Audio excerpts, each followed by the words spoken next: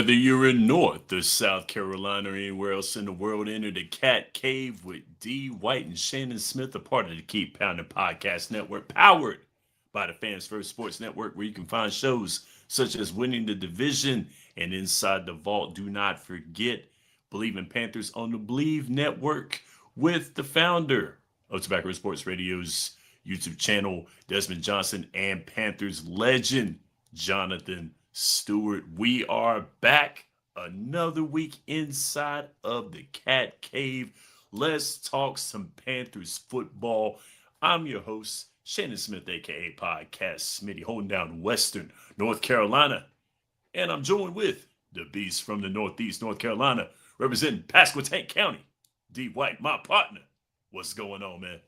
Whole bunch of nothing, man. Ready to watch another week of football. Got some basketball coming on. I'm excited about that.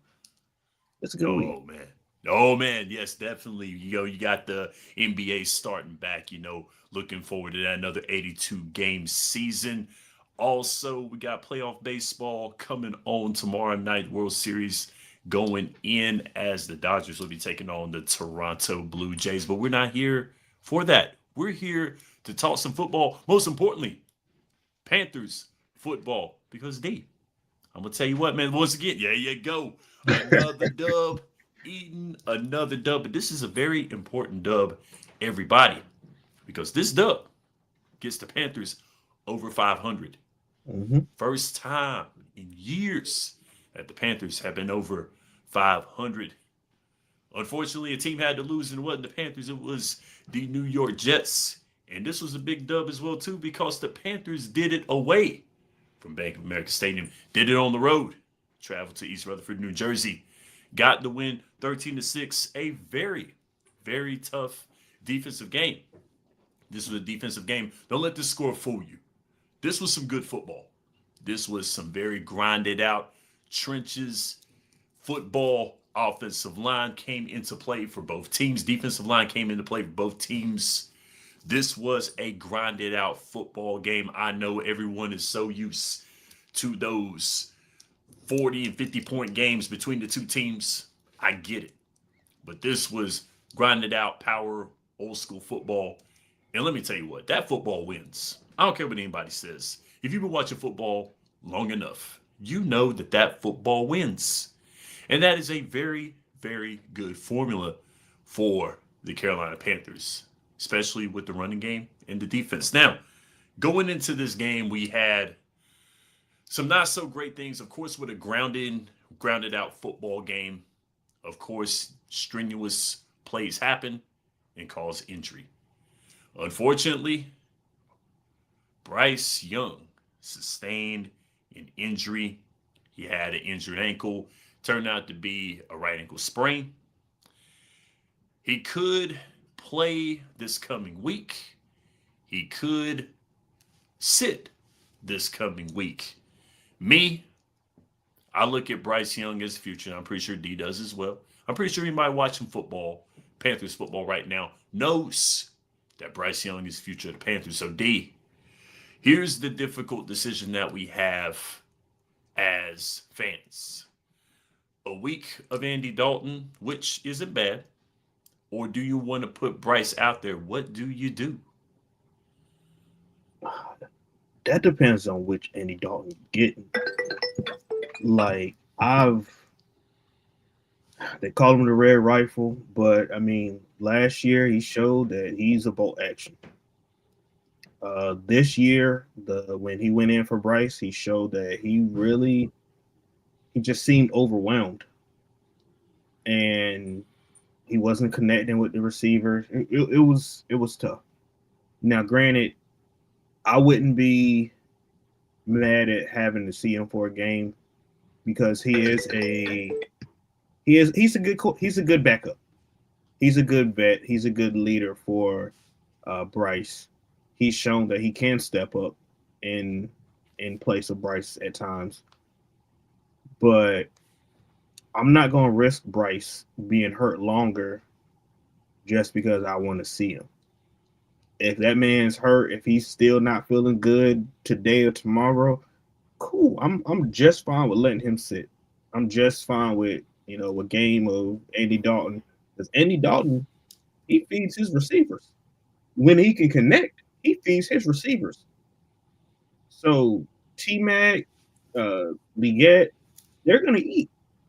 I expect Jimmy Horn to eat if Red Rifle's in. He can get the ball downfield, and I think that's gonna benefit these receivers. So I'm not mad at it. I'd be cool either way. I would love to see Bryce, but not at the risk of him being hurt for next week or the week after that. I'm cool. I feel the same way on that one, D, because you don't want to mess with your future. Mm-hmm. And let's just be honest here. There's been growing pains at the quarterback position for the Carolina Panthers. There's been growing pains. There has. But I think right now, even though it is early in the season, we're approaching the halfway mark of the season right now.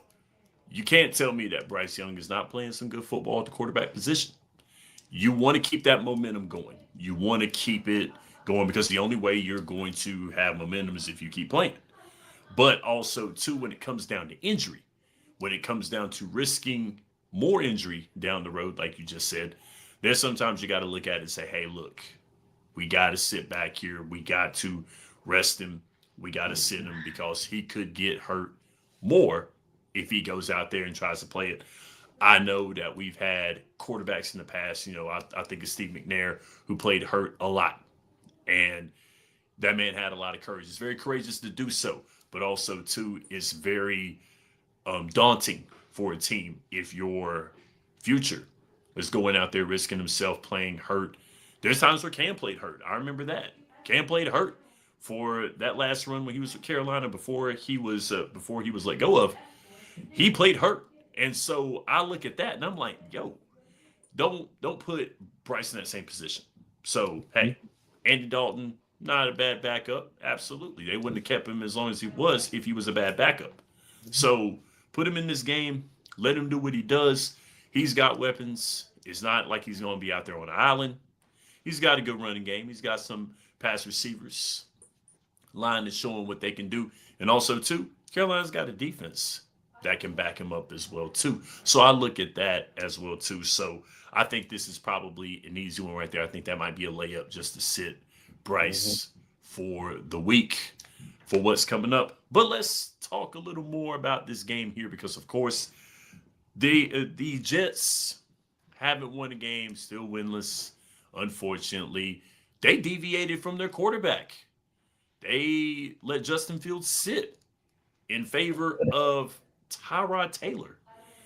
And Tyrod Taylor, unfortunately, didn't have a great outing against this defense.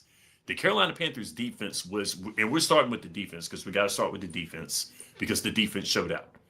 They played very, very well. 6 sacks on the defense, of course, by led by our wonderful defensive tackle getting 2 sacks on the day. It was a great day on the defense. Derek Brown had 7 combined tackles, 4 of them solo, 2 sacks.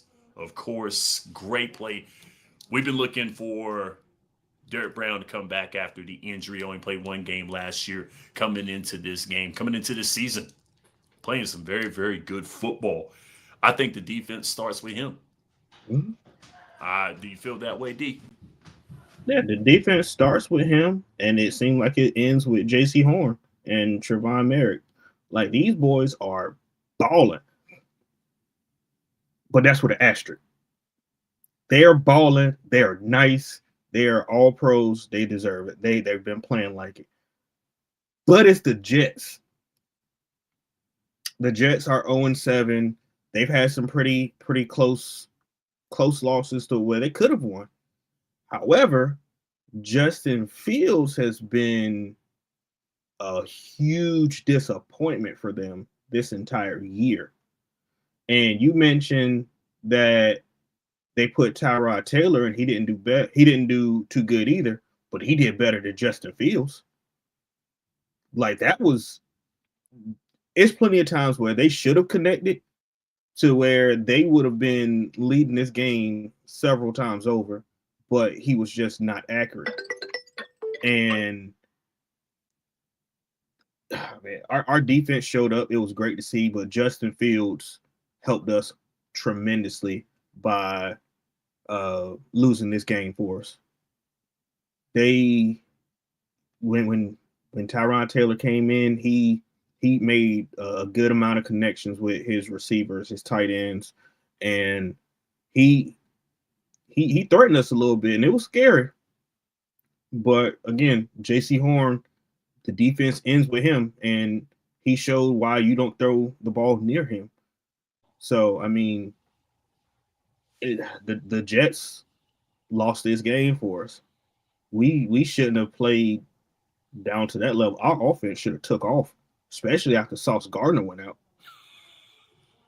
We should have took off, but I mean, it is what it is. It's a win. Can't be mad at a win, but thank you, Justin Fields. I do agree. And, the only thing that did it for me with having Tyrod Taylor in the game is he threw two picks. And of course, he threw two picks to the same guy, and J.C. Horn. That's why they pay him that money. And the one-handed interception, that was beautiful. I Cake. loved it. It was great. But yes, Mm-hmm. I do agree with you on this when the Jets once again found a way to lose this game for themselves. Though I feel like Carolina should have put up more points on the offensive side of the ball. I think they should have. But, of course, a win is a win. But with the Jets finding a way to lose, they do it yet again. Looking at the way the defense is played, we had 6 sacks as a unit. Princely Imam Yellen with half a sack, one and a half sacks from Nick Scorton, also a sack from Mayshawn Robinson and Trevon Merrick, and 2 from Derek Brown. Got the 2 takeaways from J.C. Horn. A lot of quarterback hits. That was something that I was very happy to see.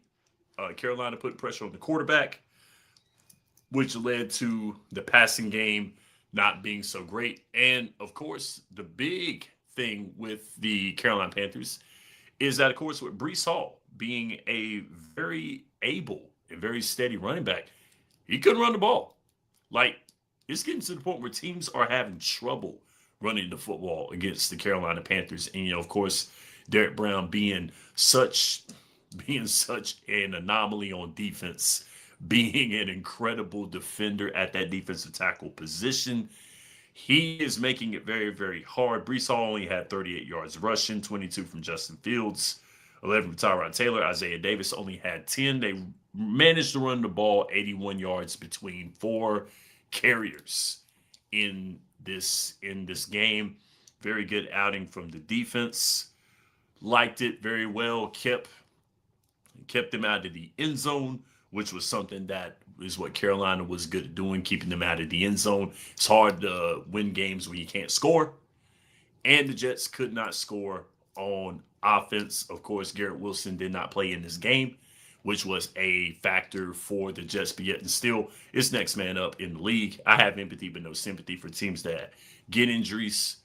I understand it's a physical game, but it's next man up. No matter who your favorite team is, it's next man up.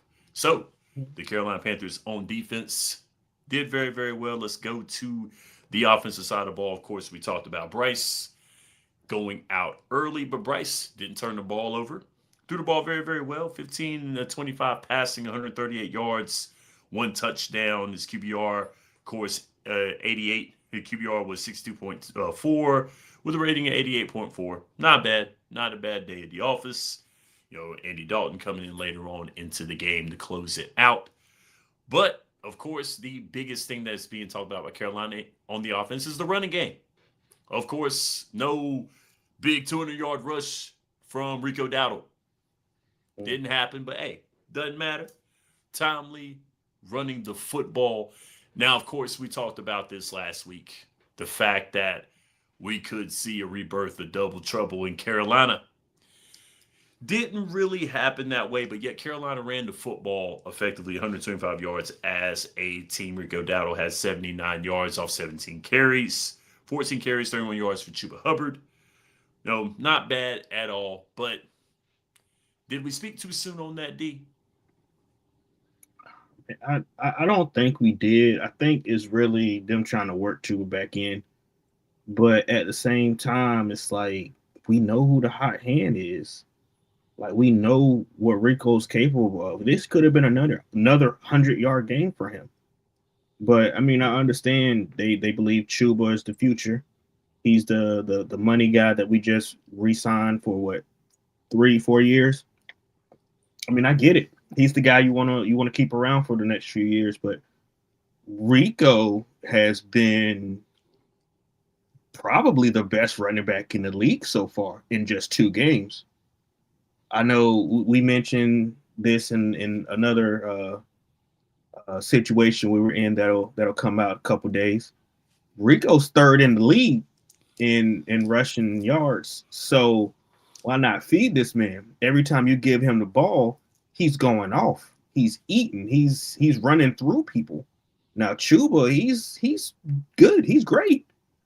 Rico's just been a little bit better. Now I don't know if that hamstring still bothering him or they're being careful with him, but Rico's been on a whole nother level. So I mean, feed him. You do the same thing for Christian McCaffrey. Feed that man. And I agree. You know, as much as Chuba has meant to the offense last year, Mm-hmm. and the fact that they um had to have him inactive for the last few games of last year because he was dealing with injury, he was dealing with workload as well too as his offense was trying to figure itself out. So it's true that Chuba deserves some type of input on this offense because of what he Mm-hmm. did last year. I get that. But once again, you can't deny it. When you're hot, you're hot. When you got the hot hand, like same way in basketball, you got the hot hand, let that man shoot the ball. So Rico was the hot hand. He ran the football effectively, yards from scrimmage. He was getting it. So Mm-hmm. of course, it does benefit that he's kind of back home in his home state. You know what I'm saying? That's a wonderful thing. I still don't understand why the Dallas Cowboys let him go after 1,000-yard rushing year. Thankfully, it happened, and he went to Carolina. That's good. So yes, I like that. But I think the hot hand in this situation, it would have to be giving it to Rico. I would look at that. I look at, how I look at this, viewing the Philadelphia Eagles, it seems like they don't know what they want to do from week to week. The answer was right there. Give the man the ball, let that man run the football, let him run wild, let him do it until this defense proves they can stop him. And then you employ Chuba Hubbard. Then you employ that passing game, which by the way, Mm-hmm. Xavier Legette with the touchdown, 92 yards receiving, got the touchdown also to the lone touchdown that Bryce Young did throw. So yes, good for him, Xavier Legette. Thank you very much for that to help with the victory. But the running game has been something that has to be looked at, something that Carolina has to employ. Rico Dowdle, gotta hand that man the ball. Don't kill that momentum. And that is something that Carolina can benefit off of. I think that's going to benefit the passing game as well too. Having that stable running game, having that idea, that notion of, oh man, they can break a big run at any time, especially with the offensive line moving defenders the way that they have been. So Mm-hmm. I must say that with this game that is coming up, which we are going to discuss right now, the running game is going to have to be pivotal. Of course, with the fact that Bryce is out or could be out for this game, could be, could Mm-hmm. not be. But with the fact that this game is coming up right now, which we are going to discuss, the running game is going to have to be used. And since we're on the topic of this week, we're going to give this past week a close. Thank you, Carolina Panthers, getting it 4-3, getting us above 500 for the first time in a while. Now, Mm-hmm. business as usual. Let's go ahead and talk about this coming week as we will be seeing our Carolina Panthers up against the Buffalo Bills. This game right here. It is at Bank of America Stadium. It is a home game. Now, Carolina, 3-game winning streak. First time in a long time that we can say that. The Panthers are on a win streak, and of course, the Carolina Panthers undefeated at home. So this is really a turning point for the Carolina Panthers. This could be a turning point for the Panthers. We talked about it with the Dallas Cowboys. Statement win. Now listen, one of the best quarterbacks in the NFL coming to Bank of America Stadium, and Josh Allen. This is going to be tough. We played a Dak Prescott who is in talks of MVP right now. This is something that Carolina can build momentum off of because Carolina honestly is not outside of the possibility of winning this game, especially with 3 games won, being undefeated at home, Mhm. having an offense that looks like they can put up points, a defense that can contend. This is a different Carolina Panther team from what we've seen in years, let alone weeks. So, D, I'm going to go ahead and pass it to you. What are some of the keys to victory for the Carolina Panthers this week? Run the ball, stop them from running the ball, continue with this defensive dominance. I don't think the Bills are of the same caliber that the Jets are. So I don't believe they're going to make the mistake of throwing JC side as much as they did, as much as the Jets did. I believe that the whatever side JC and Trevon Merrick are on, they're going to stay away from. I believe if they try to run this ball, Derek Brown, Ashawn Robinson, Wharton, and Brown, I think they're going to be able to produce like they produced last week. I think they're great. The problem is Josh Allen is of the same caliber as a Dak Prescott. He is a MVP caliber player. So we can expect him to be somebody that's going to be dynamic, whether throwing the ball or running. If his running backs can't get the ball down the field, Josh Allen can. He's been known to do it. He'll get you a first down with legs alone. You give him the opportunity, he'll pick you apart. So I think this is a game where we're going to have to have a little more insurance when it comes to Mike Jack. I think defenses kind of learn if you're going to pick on somebody in the backfield, it's probably going to be Mike Jack. Nick's got our linebackers they've improved a lot over the course of the last few games since the beginning of the year. Actually, they've improved tremendously. So I don't think they're like a really bad like target. However, Josh Allen is one of those players. He's gonna make you make a mistake. So I think if we can play smart, if we can stop this run, force them to throw the ball. I don't think they have the same caliber of wide receiver that they've had in the last few years, obviously, but they still have some good players. We're going to see Curtis Samuel back in Bank of America Stadium. It's always good to see him back. Unfortunately, it's in a different uniform, and he's proved through 2 other teams that he can still be dynamic. So I mean, make them beat us with the pass. We've shown we could be a dominant run stopping team. Let's continue that and run this ball. Like let's stop being stubborn, or should I say, let's be more stubborn with the run. Like we said, like Coach Canales said in the beginning, be stubborn with the run. We got Rico that can do that. We got Chuba that's coming back. We got a two-headed monster. We got dynamic receivers now. We got a great rookie tight end who seems like he might steal the job away from both our vets. So I think we got a chance, and I think stopping and controlling the run game is probably our best bet. I can understand that. I do believe that as well too. Is where there's so many some things to touch on with this game. One thing that I look at with this Buffalo Bills squad is that this squad on defense is not the defense that we've been used to seeing from the Buffalo Bills. The Bills have looked kind of like an average football team on defense. Look very pedestrian. So I think that Carolina can exploit that, yes, with the running game. I think so.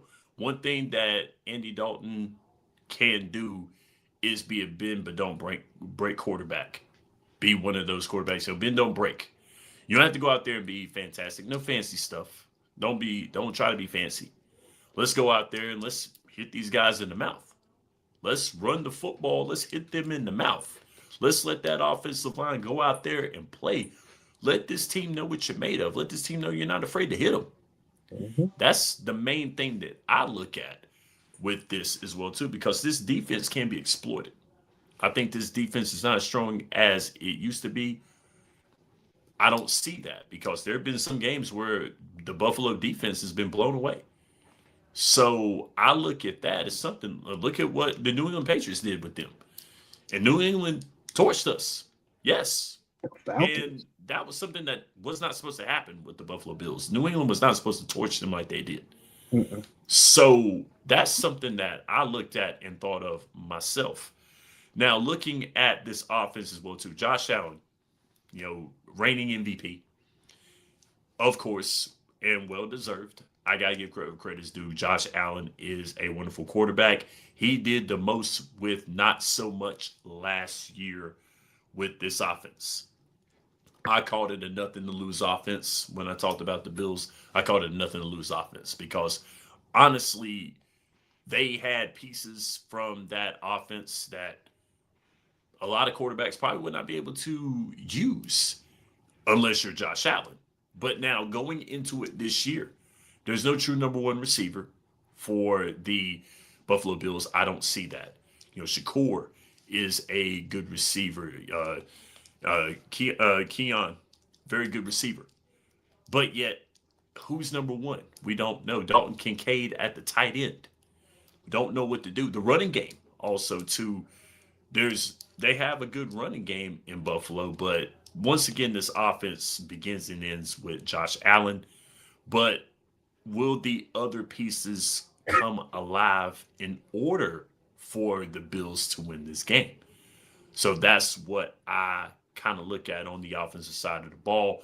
Defense, I think Carolina is going to have some success against this defense. And I think you honestly might have been listening to a conversation me and my dad had this week. We felt like that the corner that teams pick on is Mike Jack. Mm-hmm. And they don't want to throw on JC's side of the ball. They don't want to do that because look what he done last week. And I think that he is getting that reputation as being a lockdown corner. Where Merrick is at. They don't want to throw the ball near there. They don't. So what are they going to do? They're going to go to the side of where Mike Jack is at. And I think this is where he can actually step up this week. He's going to need to step up because Josh Allen's one of the most proven passers in the league. He may not be putting up the MVP numbers that he was putting up last year, but the man is effective and he knows how to run an offense. And of course, he's got a capable back in the backfield, and he can make it happen with his feet as well too. So that's something else that the defense has got to see and the defense has got to react to.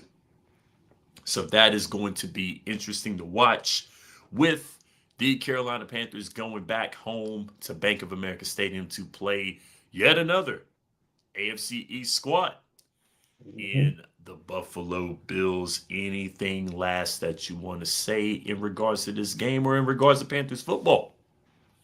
Man, it would be lovely if JC can continue this stretch of great play, if Derek Brown can continue the whole defensive line. But when I went on X or Twitter, whatever you want to call it these days, when I went up there and saw that Stephon Gilmore was posting about JC Horn, I was like through the moon. Like this is it. Gilmore is a Hall of Fame player. somebody that we had the pleasure of cheering for him as a Carolina Panther. He's recognizing another young player who, league wide, he's been known as a great player, but now him being, being on the field more, him showing the production, quarterback staying away from. It's great to see not only uh, as fans that this man is an All Pro type player, but other teams and Hall of Fame players and just anybody that covers any team knows J.C. Horn is the guy you don't want to throw to. And as much as I want Gilmore to come back to Carolina, just having him still be a fan of J.C. Horn was just amazing to see. And I hope the Bills lose. We can't let Atlanta beat them and then us come back and just look like poop. So we beat Atlanta. We trashed them. No disrespect, respectfully. Uh, let's go out here and show the Bills any NFC South is not to be walked on again.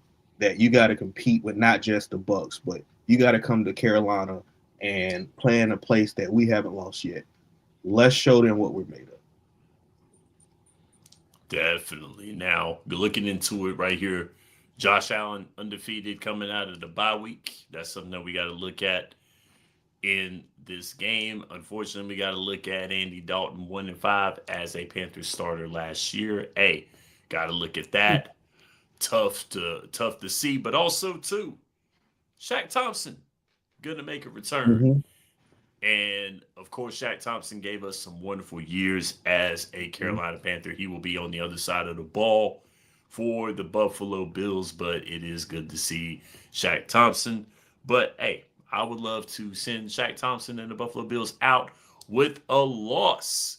Mm-hmm. That way that Carolina could stretch their winning streak to 4 and be 5-3 on the season. But hey, football games are played on the field, not played on paper. And we would like to thank you for joining us here for another week. You may now exit the Cat Cave for more. Stay tuned to the Back Row Sports Radio's YouTube channel, also too on Fans First Sports Network, on the Keep Pounding Podcast Network, powered by the Fans First Sports Network. Have a good rest of the week. See you on Sunday. We're going to get it. Let's get to 5-3. Let's go, Panthers. Thank you for watching. Keep pounding.